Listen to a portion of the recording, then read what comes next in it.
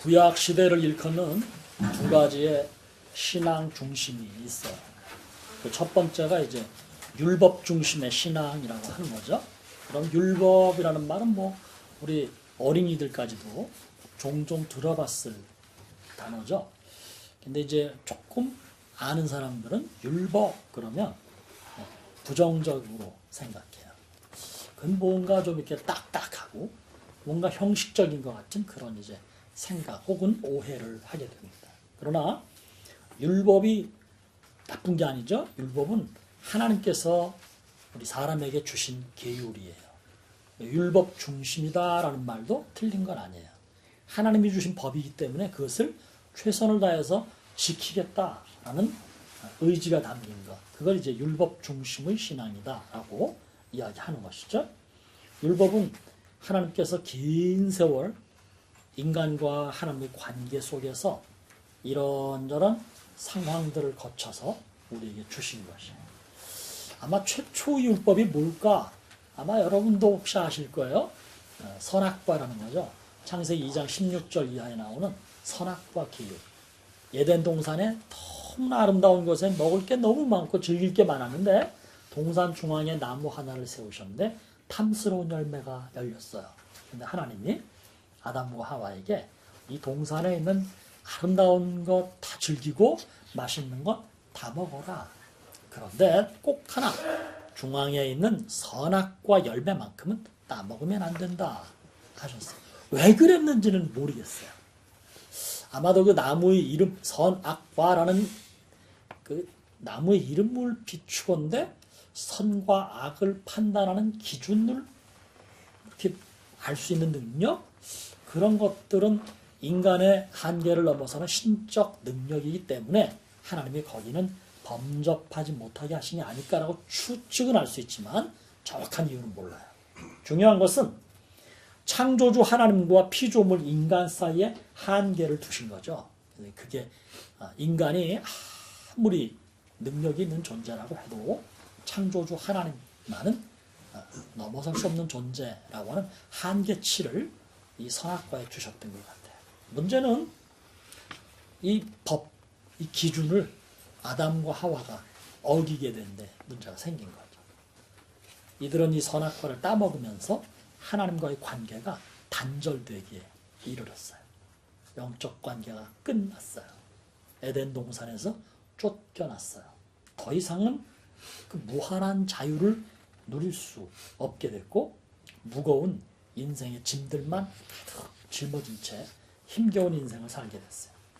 그리고 이 사건은 죄의 기원이 됐고요. 이 죄로 인해서 인간은 죽음이라는 것을 경험하게 됐는데 성경은 죄를 짓고 죽음을 경험할 수밖에 없는 인간을 어떻게 하면 다시 온전히 살 수 있게 할 건가 하는 소위 구속사, 구속의 역사, 그게 성경이에요. 이 에덴 동산에 있던 선악과 금기의 법은 바로 구속사를 이어가는 첫 번째 법령이 되었던 거죠. 이후에 하나님은 이제 죄로 인해서 죽어야 하는 인간을 구원하시기 위한 방편으로 아브라함이라는 한 인간을 선택하셨고 그의 후사들을 통해서 이스라엘이라는 인류의 대표를 세워주셨어요. 이스라엘이 인류는 아니에요. 인류의 대표. 이스라엘이 어떻게 형성되었고 이스라엘이 어떻게 하나님과의 관계를 유지해 가는가 그들이 어떻게 하나님 앞에서 벌을 받았고 어떻게 멸망을 경험했으며 또 어떻게 소생하게 되는가 하는 과정이 바로 성경인데요.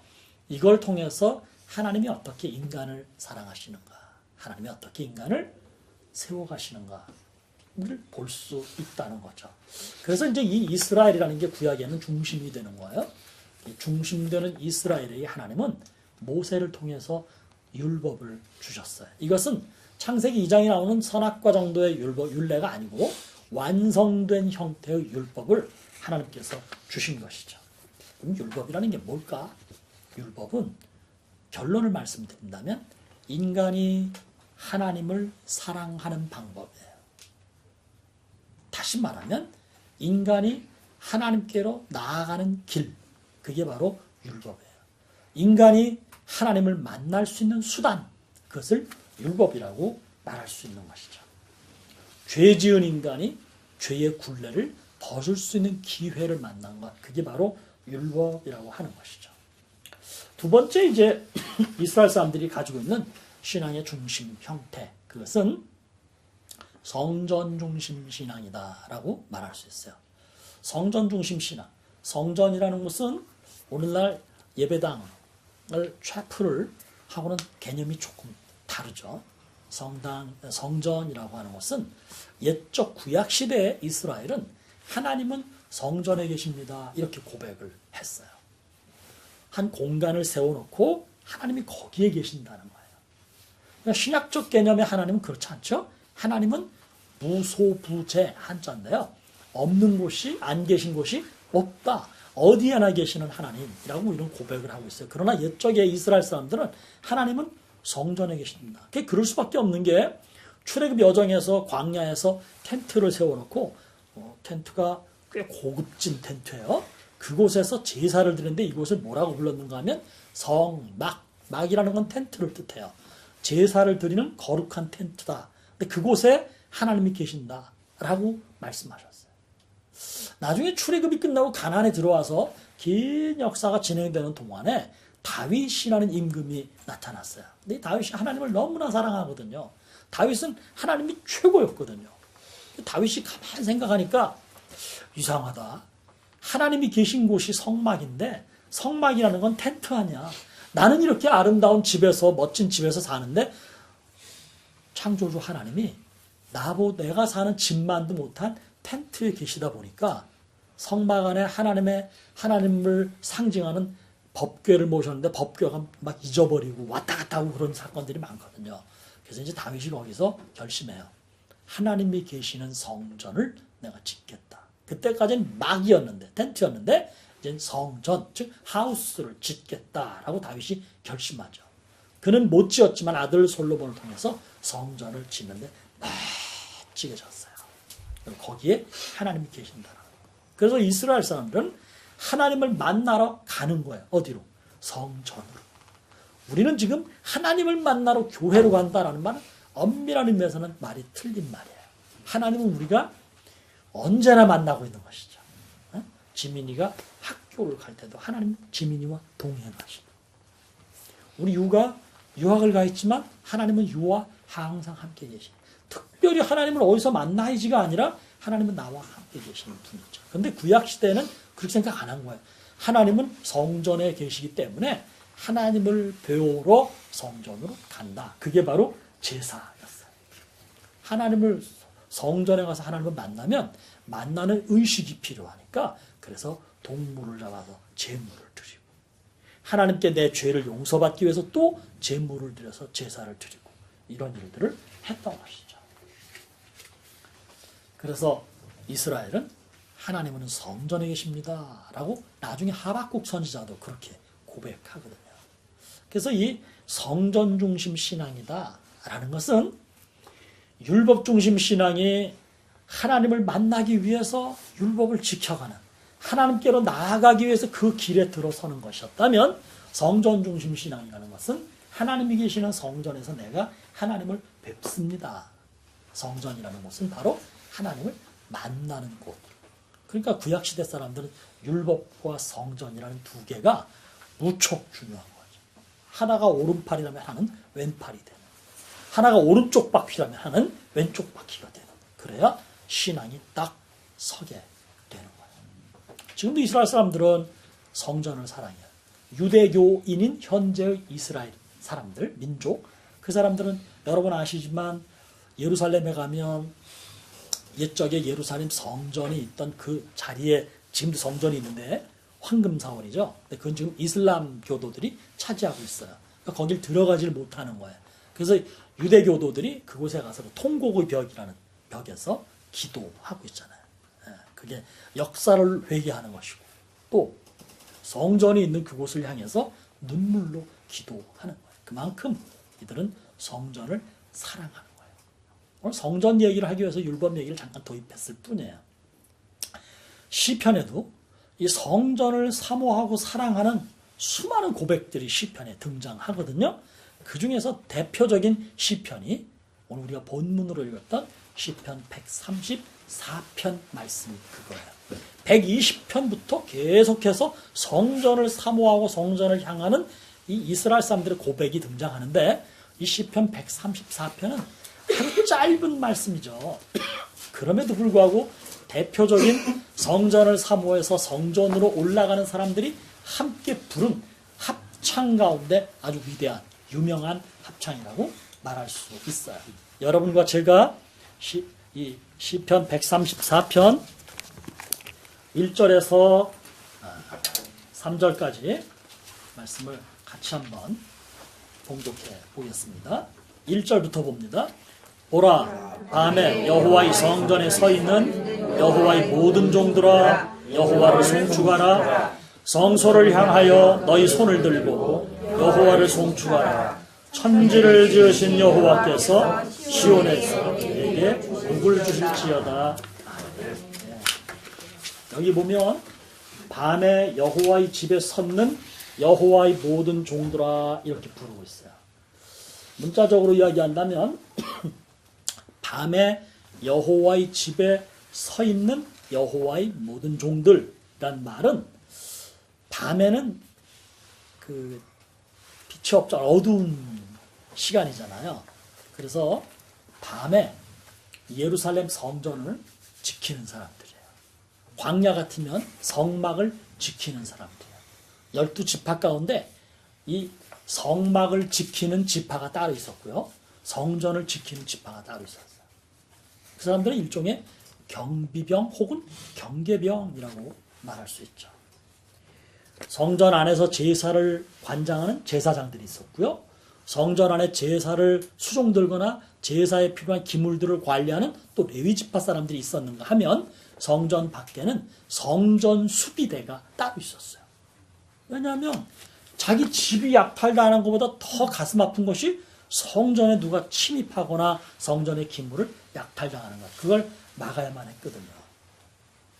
군에 갔다 오신 분들은 아마 수없이 들었을 거예요. 군대에서 제일 중요한 게 뭐냐? 경계죠. 전투에서 패한 지휘관은 용서받을 수 있어도 경계를 소홀히 한 지휘관은 용서받지 못한다는 아주 유명한 격언이 있어요. 군인에게 가장 중요한 임무는 누가 뭐라고 해도 경계죠. 경계. 군대 가서 군인들이 제일, 사병들이 제일 하기 싫은 게 뭐예요? 보초서는 불침번 서고 잠 못 자고 불침번 서거나 보초 쓰는. 실제로 이 보초 쓰는 게 힘들죠. 낮에는 괜찮지만 밤이 되면 아무도 없고 정말 교교한데 달빛만 비추고 어떤 날은 달빛조차 없는 캄캄함 속에 있으면 무슨 생각이 나겠어요? 엄마 생각, 고향 생각, 외로워요. 그리고 자꾸 부정적인 생각이 드는 거죠. 할 일이 없어서 여기 와서 이러고 있나. 혹은 이제 내가 제대 얼마 안 남았는데 제대하고 끝나면 나는 세상에 사회에 나가서 뭘 할 건가 이런 고민들도 평소에 안 하던 고민도 그 시간에 되면 이제 하게 되고 그러는 거죠. 더더욱이나 갑갑한 것은 졸음이 쏟아지기 시작하면 감당할 수 없는 보초 쓰다가 졸아가지고 구멍이 뚫리면요 거기로 적군이 들어올 수도 있고 간첩이 침투할 수도 있고 사실 그거보다 현실적으로 더 무서운 건 그때 지휘관이 나타나면 벌 엄청 쓰니까 골치 아픕니다. 밤에 무섭거나 외롭거나 졸음을 이겨내기가 아주 어려운 상황. 그런데 그런 상황에서 성전을 수비하는 경계병들을 향하여 134편 말씀을 뭐라 그랬는가 하면 성소를 향하여 손을 들고 여호와를 송축해라. 송축이라는 말은 찬양하라는 말과 동일한 얘기예요. 노래라는 거, 노래 좋아하지 않습니까? 노래를 잘 부르거나 못 부르는 사람은 있지만 노래를 싫어하는 사람은 아무도 없어요. 노래라는 건 굉장히 좋은 도구 같아요. 노래는 아주 능력이 있죠. 노래를 부르다 보면 오래된 기억들을 소환해서 추억에 잠기게 해요. 노래라는 게 때로는 시름을 잊어버리게 하거나 혹은 가라앉은 기분을 이렇게 높여주는 아주 묘한 능력이 있죠. 또 함께 모여서 노래를 부르다 보면 흥이 돋아서 서로 가까워질 수 있어요. 노래 가운데도 혼자 부르는 독창보다 더 좋은 건 여럿이 부르는 합창이죠. 화음을 넣어서 노래를 잘 부르면 더 멋진 느낌이 들고 나는 거죠. 노래를 부르다 보면 잃어버렸던 용기를 되찾을 수 있어요. 노래를 부르다 보면, 특히 합창을 부르다 보면 아, 나 혼자가 아니고 함께하는 사람들이 또 있구나, 이런 느낌을 가질 수도 있어요. 성경은 외로운 성전 수비대, 성전 경계병들을 향하여 외롭거나 무섭거나 졸음이 쏟아지거나 감당할 수 없는 그들을 향하여 그러지 말고 성소를, 하나님이 계시는 저 성전을 향하여 내 손을 높이 들고 하나님을 찬양해라, 하나님의 이름을 노래해라 라고 말씀하고 있는 거예요. 여러분 한번 보실래요? 성전 수비대는 그날 밤에 자기가 맡은 경계의 임무를 감당하느라고 때로는 졸렵기도 하거나 혹은 무섭기도 하거나 외롭기도 해요. 그런데 사실상 우리 인생에도 항상 해가 둥둥 떠 있는 낮만 있는 건 아니잖아요. 인생도 누구나 밤을 경험하기 마련이죠. 실패를 경험할 때 있어요. 육체적으로 몸이 아플 때가 있어요. 마음이 쫙 가라앉아서 도무지 회복이 되지 않는 경우도 있어요. 예를 들면 여성들의 경우 갱년기 장애가 왔을 때 몸도 그렇지만 마음도 그런 거죠. 뭔가를 야심차게 시작했는데 그게 확 무너지면서 실패를 경험할 때도 있죠. 이럴 때를 우리는 흔히 인생의 밤이라고 이야기할 수 있어요. 무섭죠. 한번 실패해서 바닥으로 깔아앉아 보면 다시 일어나기는커녕 그냥 무섭기만 하죠. 내 인생이 어떻게 여기까지 왔는가. 몸이 아프면 괜히 큰 병 들은 것 같고 혹 큰 병이 들었을 경우에는 곧 죽을 것 같은 무서움이 엄습합니다. 내가 실패하거나 내가 힘들 때는 묘하게도 내 주변 사람들이 다 떠나가기 마련. 많은 사람들이 떠나가요. 그러면 외로워지는 거죠. 많이 외롭고 마음은 한없이 힘들어지고 신앙을 가졌다고 하는데 신앙의 힘으로 이겨내겠다고 기도를 하는데 이게 기도한 만큼 뭔가 빨리 회복이 됐으면 좋겠는데 그러지 못할 때 있죠. 그러면 붙들고 있던 신앙의 힘마저 놓아버리게 돼요. 그리고 사는 게 무의미해지고 낙심하게 됩니다. 그런데 성경은 그런 우리를 향하여 그렇게 낙심한 상태에 주저앉아 있지만 말고 그런 상태로 힘겨워만 하지 말고 네가 너의 손을 성전을 향하여 하나님이 계신 성소를 향하여 네 손을 들고 하나님의 이름을 노래해라, 찬송해라 라고 말씀하십니다. 우리 유는요, 멋진 우리 김원 집사님과 김현정 집사님의 장남이에요. 제가 또 주목하는 것은요, 유의 할아버지는, 친할아버지는 아주 훌륭하신 목사님이세요. 제가 이 어른을 한번 뵙고 같이 면전에서 식사를 나눈 적도 있어요. 이 어른이 제게 또 많은 덕담을 주시기도 했어요. 그렇게 아주 훌륭한 가문에서 유가 태어났어요. 유는 지금 중국에서 유학을 하고 있는 중학교 3학년 학생. 저의 중학교 3학년 시절을 생각하면 우리 유는 저보다 훨씬 더 듬직하고 의젓해요. 나는 중학교 3학년 때 엄마 아빠를 떠날 꿈도 못 꿨는데 우리 유는 어디 뭐 딴 데 가는 것도 바다를 넘어 중국에 유학을 가요. 모르기는 해도 그러지 않으리라고 생각하지만 나를 견주어 본다면 유는 날마다 엄마 아빠가 보고 싶거나 집 생각이 많이 날지 몰라요. 어쩌다 유가 몸이 아플 때도 있을 거예요. 학교 생활이 좀 힘들거나 기숙사 생활이 좀 어려울 때도 있을 거예요. 그래도 마음대로 집에 올 수 없죠. 얼마나 또 많이 먹을 때 지금 내 중학교 3학년 때 많이 먹었는데 이것도 그럴 것 같아.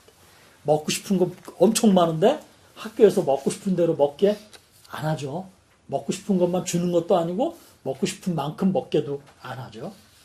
놀고 싶긴 또 얼마나 놀고 싶겠어요. 그러나 아마 여기서처럼 마음에 맞는 친구가 많지 않거나 놀잇감이 그렇게 많지 않을 수도 있어요. 무엇보다도 유는 중학교 3학년 혹은 고등학교 1학년 요 언저리가 소위 말해서 사춘기 막바지에 있는 청도의 외로운 소년 유. 그런 유를 향하여 올 연초에 우리 하나님께서 주신 말씀이 이 시편 134편 말씀인 거죠. 성소를 향하여 너의 손을 들고 여호와를 송축하라. 하나님과 땅을 지으신 여호와께서 시온에서 내게 복을 주실지어다. 하나님은 근본적으로 우리 인간에게 복을 주시는 분, 복 주시기를 원하시는 분이다라는 말씀이에요. 유야.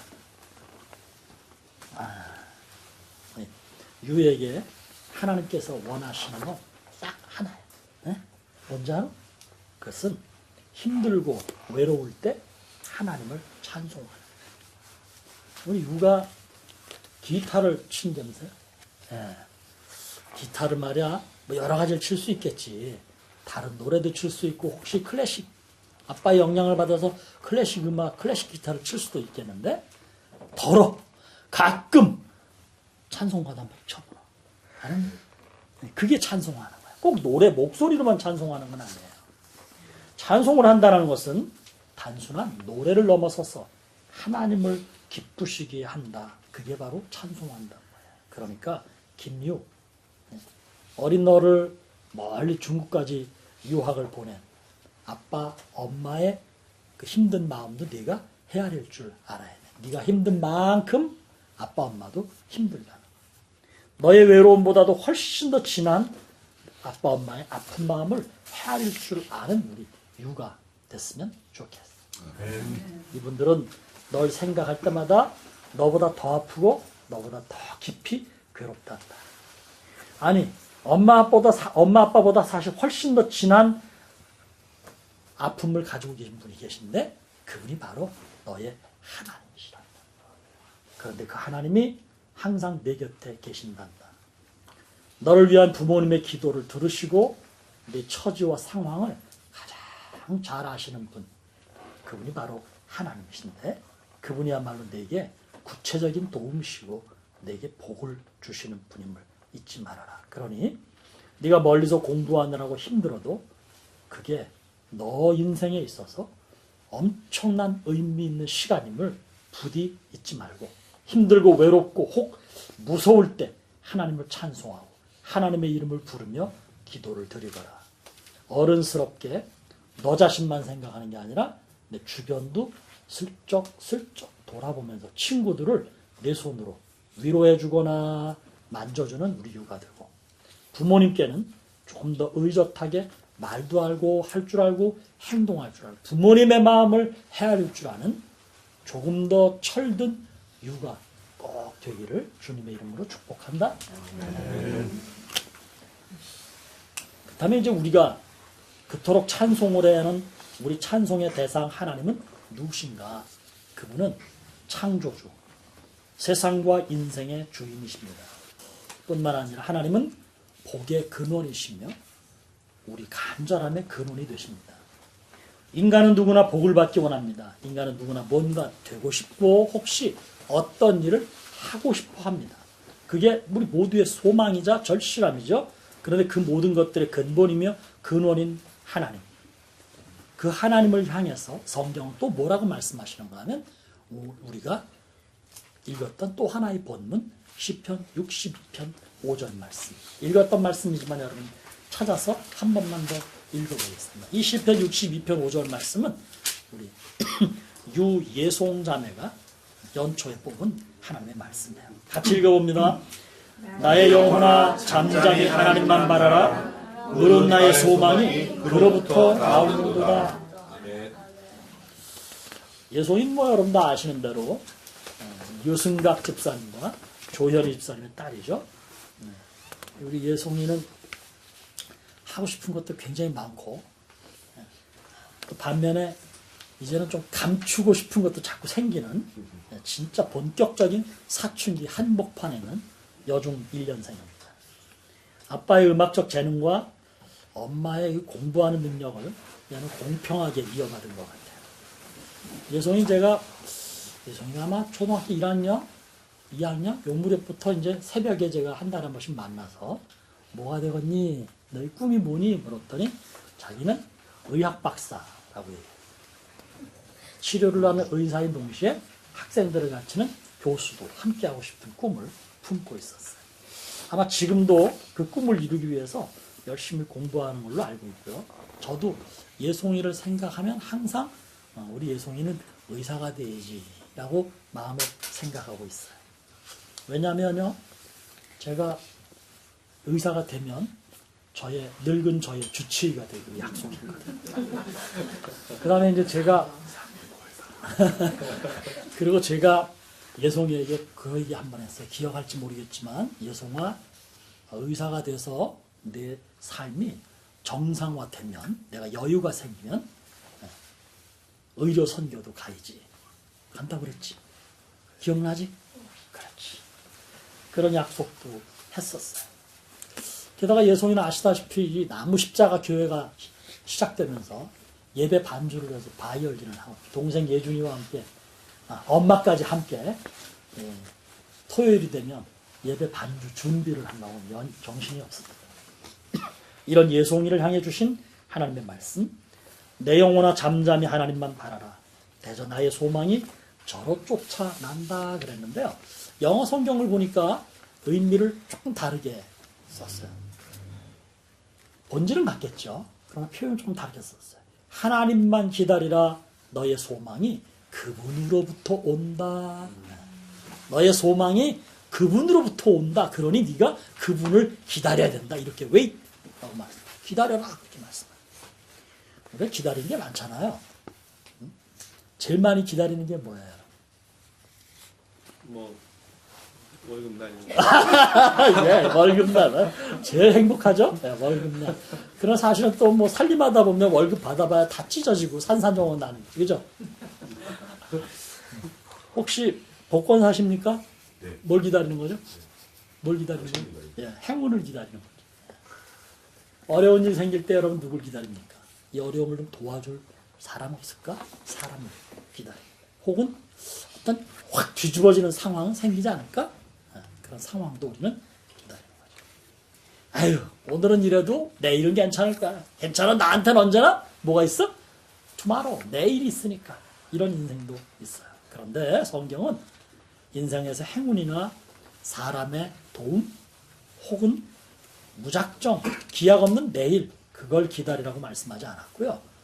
내게 소망을 주시고 그 소망을 이루어 주실 유일한 존재 누굴 기다려라? 하나님을 기다리라고 말씀하셨어요. 왜냐하면 하나님만이 내 인생의 전부이기 때문이라.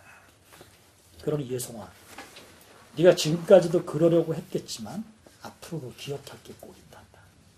내 인생은 언제나 하나님의 영광을 위해서 필요한 인생. 네가 어디에서 무엇이 되고 어떤 일을 하든 우리 예송이 중심에 언제 하나님이 항상 계시기를 꼭 가르친단다. 내 마음과 생각, 내 인생에 하나님으로 가득 채워져서 공부를 해도 놀아도 바이올린 연주를 해도 더러 또 고민을 하더라도 그 어떤 걸 하더라도 그 모든 것이 하나님의 영광을 위한 것임을 잊지 말아요. 정말 이 다음에 우리 한 의사가 되려면 몇 년 기다려야 되냐? 한 15년 기다려야 되나? 그죠? 10년은 더 기다려야 되는 거 아니야? 한 15년은 기다려야 될 거 아니야? 15년 뒤, 20년쯤 뒤에 우리 예송이가 의사 가운을 입고 사는 그날. 그런데 그것조차도 하나님께서 널 통해서 기뻐하시기 위해서, 널 통해서 영광을 거두시기 위해서 너를 그렇게 만들었다는 것 잊어버리지 말아라. 그게 바로 하나님만을 기다리는 인생의 자세이고 그런 인간의 본분이란다. 예송이 내 삶의 실타래는 하나님께로부터 하나님을 통해서만 풀릴 수 있다는 것. 결코 잊어버리면 안 된다. 그러니 예송아, 하나님께 엎드려 진정 하나님만을 바라며 하나님께만 향하기를 바란다. 그리하면 우리 예송이가 아주 힘겨운 사춘기를 보낸다 하더라도, 혹시 우리 예송이 마음에 어떤 이런저런 고민이 있다 하더라도 지금보다 더 환하고 밝게 웃을 수 있다고 목사님은 생각해요. 목사님 우리 예송이에게 좀 공개적인 자리에서 미안하지만 꼭 하나 부탁하는 거.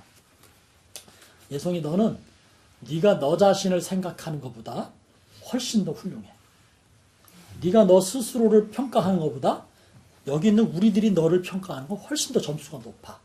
그러니까 자신감을 가져야 돼. 너를 표현하는데 주저하지 말고, 다른 사람들과 관계를 짓는 데 있어서 뒷걸음치지 말고 자꾸 적극적으로 앞으로 나서는 우리 예송이가 됐으면 좋겠어.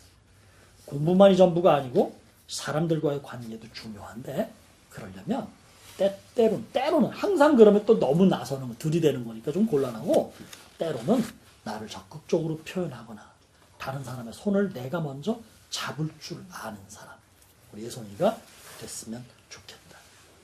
사랑하는 나무가족 여러분, 어디를 향한다라는 표현은요, 그 표현 속에는 그리움이라는 게 담겨 있어요. 그리움이라는 게 뭡니까? 기다림입니다. 두고 온 고향 땅을 향해 목 놓아 우는 경우, 누군가를 향해서 고개를 돌린다는 건 그리움과 기다림의 간절한 고백입니다. 또 누구를 향해 선다든가 누구에게 다가선다는 것, 사랑의 표현이죠. 아기의 눈이나 몸은 언제나 엄마를 향합니다. 인간은 사랑하는 사람을 향해 언제나 몸을 돌려 세웁니다. 고향의 부모님이나 왕궁의 임금님을 향해 절을 하는 것도 그런 것의 일종이죠. 그렇다면 인간이 하나님을 향한다는 건 뭡니까? 그리움과 사랑의 고백입니다. 그래서 하나님께로 향한다는 말의 첫 번째 의미는 하나님을 예배하는 것이에요. 두 번째는 인간이 가장 힘들고 어려울 때 하나님께 의지하기를 원하는 마음, 그게 하나님께 향하는 거예요.